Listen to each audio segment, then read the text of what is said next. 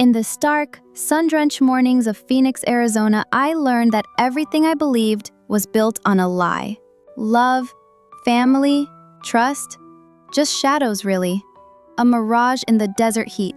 It felt like I'd been playing a part in a grand production my whole life, and only now, the curtains were being pulled back. My father, Arthur Vance, was in the hospital, fighting his final battle with cancer. His pale face, his frail body, diminishing with every drop of saline, like hope draining away. Cancer wasn't just eating at his body, it was consuming what little piece was left of my family. With every shallow breath he took, my own hope dwindled. My mother, Eleanor Thorne, and my fiancé, Blake Sterling, they were my last refuge, my final anchors in this storm. Eleanor, with her banking career, had always been strong, always in control. Despite her cold demeanor, she was my rock. And Blake, Blake, his charisma had captivated me, brought joy into my life. As the owner of Southwest Provisions, a growing grocery chain, he seemed like the secure future I yearned for. As I struggled with my father's deteriorating condition, their presence felt like two sturdy pillars holding me up. I trusted them implicitly. Until that evening, it was an evening I left work early. I'd come straight home from the hospital needing to arrange my father's next chemotherapy session. It had already been a grueling day. I opened the door. The sounds from inside grated on my ears, an unsettling melody, whispers, laughter. Then, suddenly, they stopped. The bedroom door was slightly ajar, and in that moment, the scene I witnessed, the world didn't crumble around me. It simply shattered into a million pieces. Something inside me died. My eyes were wide open, my breath caught, my stomach clenched. It felt like all the blood had drained from my body, leaving me a block of ice. All I could smell was the sharp stench of shame and disgust filling the room. My mother, Eleanor Thorne, was in my father's bed with my fiancé, Blake Sterling. The bedroom light, unforgiving, illuminated the creases in the sheets and their intertwined shadows. Sierra Vance, a 24-year-old real estate agent, ceased to exist in that moment. In her place, a cold void, her childhood murdered, had taken root. Silently, like a ghost, I retreated. I forgot who I was, what I believed in.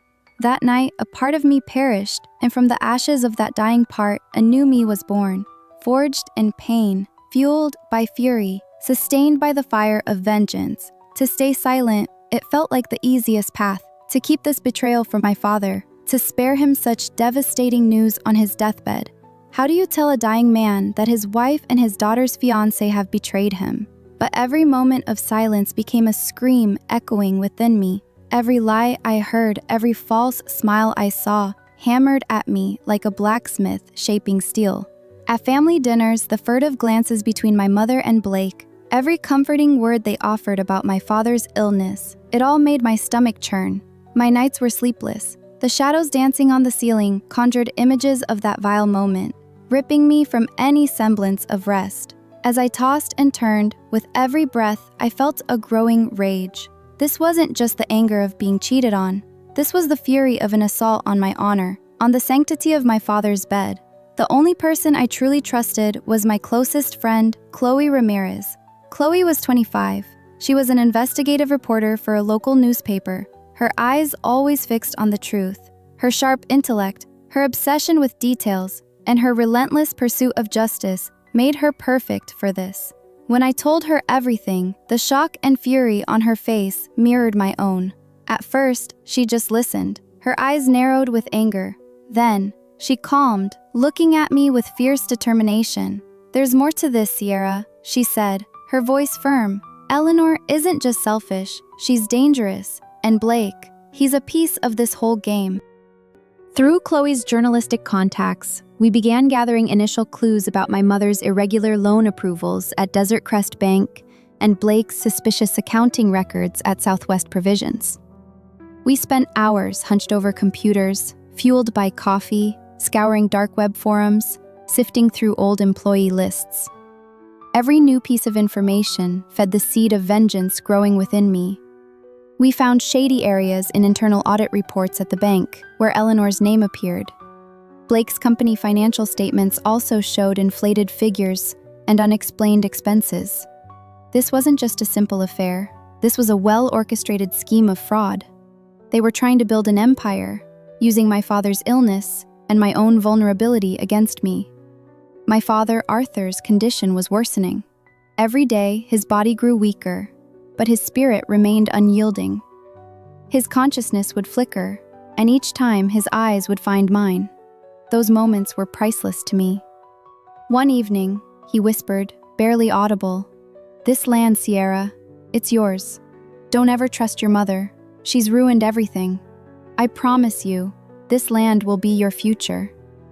That land, on the outskirts of Phoenix, a large and incredibly valuable property belonging to our family. It was where my father had grown up, a place my mother constantly wanted to sell, but which my father stubbornly protected. Fulfilling my father's last wish became my sole purpose. That land wouldn't just be property, it would be the symbol of my vengeance. My father's words fueled the fire that had begun to burn inside me, turning it into an inferno. There was no turning back. I wouldn't seek vengeance with blood, but with intellect. I would drown them with their own weapons. Through Chloe's network of contacts, we tracked down a former employee from my mother's bank who had documented Eleanor's irregularities. His name was David. He'd been fired from the bank's risk department and harbored a deep resentment towards Eleanor. David detailed the fraudulent loan approvals, the loans granted through bribery, even accounts opened for fictitious companies. Eleanor was using the bank like her personal vault, he stated, his voice trembling with lingering anger. As Chloe tried to access the bank's internal audit reports to corroborate this information, she nearly got caught. An alarm blared, and she barely escaped a security guard's grasp.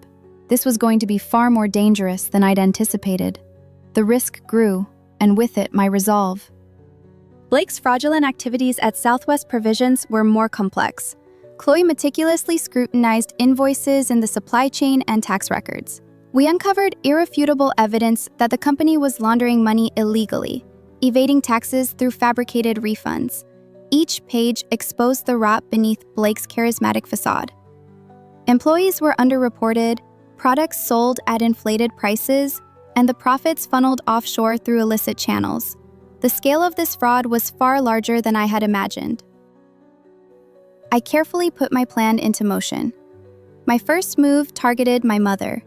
I called Eleanor, injecting as much innocence into my voice as possible. "Mom," I said, "Dad's condition is really critical, and I honestly don't know what to do with the Vance homestead. Maybe it's best to just sell it." I could feel her eyes light up on the other end of the line. "Finally, you've come to your senses," she said, a triumphant, almost mocking tone in her voice. I proposed a large loan plan to her, suggesting she could use the money from this sale to cover up her own irregularities. I whispered that the bank needed these funds urgently to patch up some gaps. She bought it. She agreed to move forward exactly as I suggested. Little did she know, this loan plan would lead directly into a network that federal investigators were already tracking. To Blake, I presented a grand investment opportunity to expand Southwest Provisions. My stomach churned when I saw the greedy smile on his face. I advised him to divert the company's excess cash into offshore accounts for what I described as much higher returns. I hinted that the operation navigated legal gray areas but was a fantastic opportunity for an astute businessman like him. While he was dreaming of more power and wealth, making plans for our future together, I was meticulously crafting his downfall. Every step I took was cold and deliberate, every detail meticulously planned. They had underestimated me. They thought I was weak, but I was the storm they unknowingly brewed in their own shadows. Every moment they thought they had me trapped. I knew they were digging their own graves. When that day arrived, my heart was ice. It was the big real estate meeting, set up for the sale of my father's land. The city's most prominent contractors, lawyers, everyone was there. Eleanor, in her sharpest business suit, sat at the head of the table, her eyes gleaming with triumph. She believed that with this sale, she would not only seize my father's legacy, but also whitewash her banking irregularities. Blake sat at an adjacent table, a fake smile plastered on his face, detailing his new investment plans, boasting about his future fortune. The trap I had meticulously designed was working flawlessly. Everyone thought they were on the brink of a massive deal. Suddenly, two men in dark suits entered through the door. Their faces were expressionless. They were federal investigators. The buoyant mood in the room instantly froze. Eleanor's face turned ashen, her eyes wide with shock.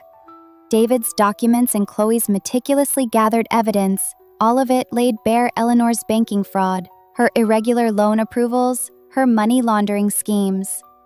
The investigators immediately began questioning her and took her into custody right there at the conference table, in front of everyone.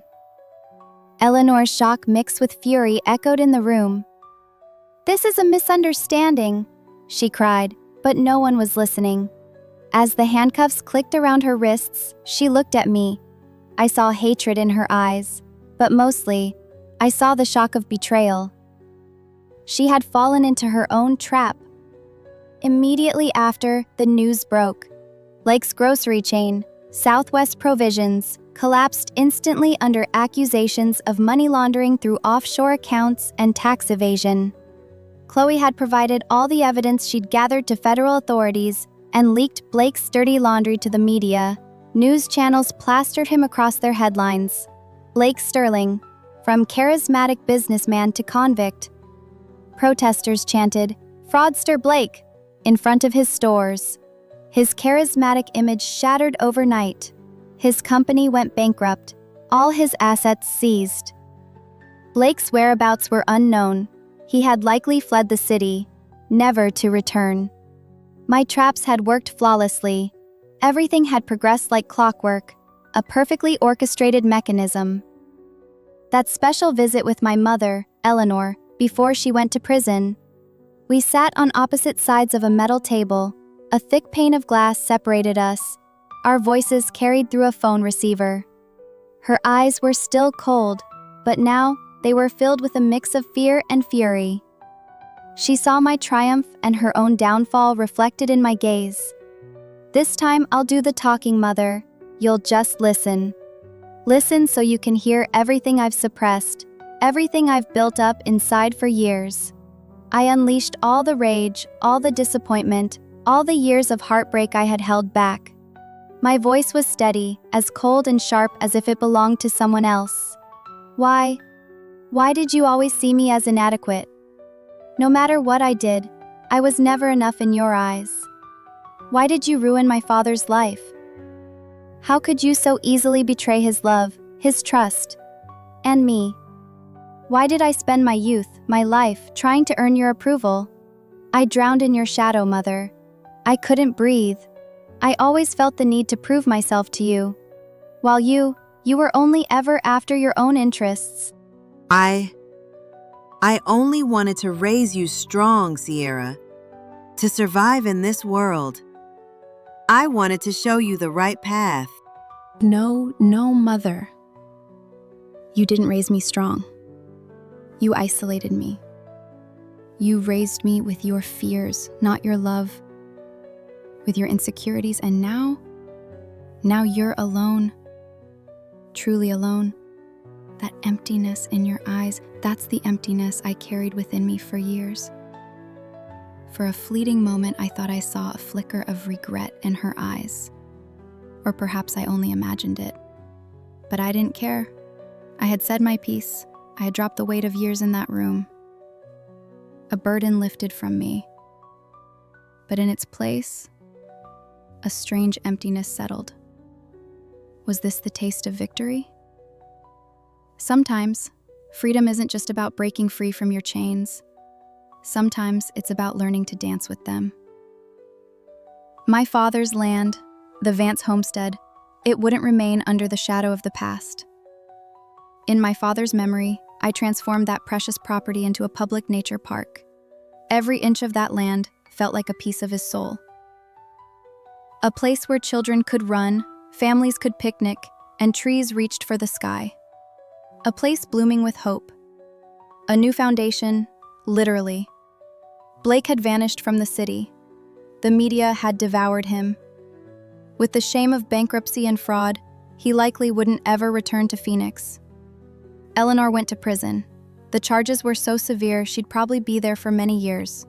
They, who tried to destroy me, were gone. Chloe, as always, was by my side. Her friendship was the only light in this dark journey. She was the voice of my conscience, my unwavering rock.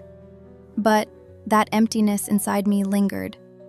It was a strange silence that came with vengeance, as if I had sacrificed a part of myself.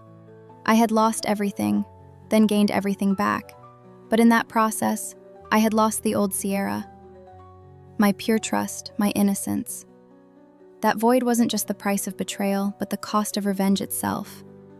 I had reached the summit, yes, but the summit was often a lonely place. Those who tried to destroy me are gone, but I am still here, standing. With these scars, with this void, perhaps freedom isn't a perfect ending, but learning to live with this brokenness. This was a new beginning, but what kind of beginning? Could the old Sierra ever return? Or was the new Sierra destined for this solitude? I suppose only time would tell.